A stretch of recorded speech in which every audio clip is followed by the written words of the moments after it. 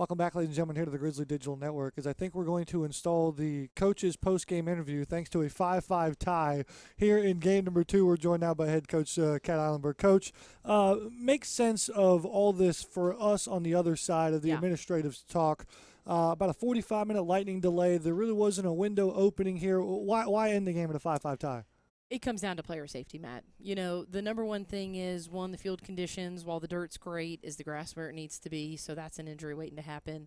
But really, you're looking at the athletes who've already played 14 innings of softball.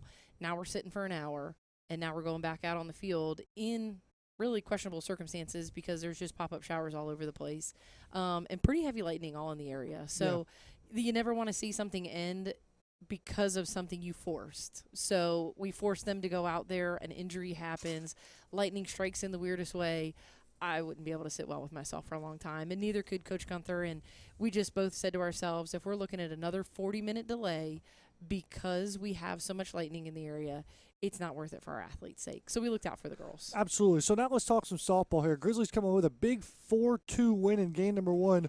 Talk about the strategy on top of the mound for GGC. You'd start Katie Jo Goodwin, pitch as well. You bring in Taylor late in both these contests. Talk to me about the thought process. Right. So Katie Jo's been throwing lights out. I mean, she's having a great streak right now. She's just locating very well, and she's getting ahead in counts. And then she's inducing ground ball outs or pop-up outs.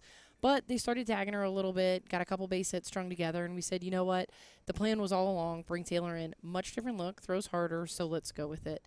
And really, you look at game 2, it's the same story. But as a team, as a program, we need to grow, and Taylor needs to be able to do that twice, as Chelsea Palazzo has. And so the Grizzlies get a big early home run from Aubrey Cox, round tripper for her, gives the Grizzlies back into the contest, and then a huge at-bat for not only Haley Burnham but also Alyssa Melton late in the ballgame too to give the Grizzlies a lead. Absolutely. You know, and E's not really seeing the ball awesome. You know, she's real streaky, and she obviously saw the ball really well. She always tells me she has a hard time seeing it at night, and I'm really going to question that now that she has 2 quality hits late in the evening.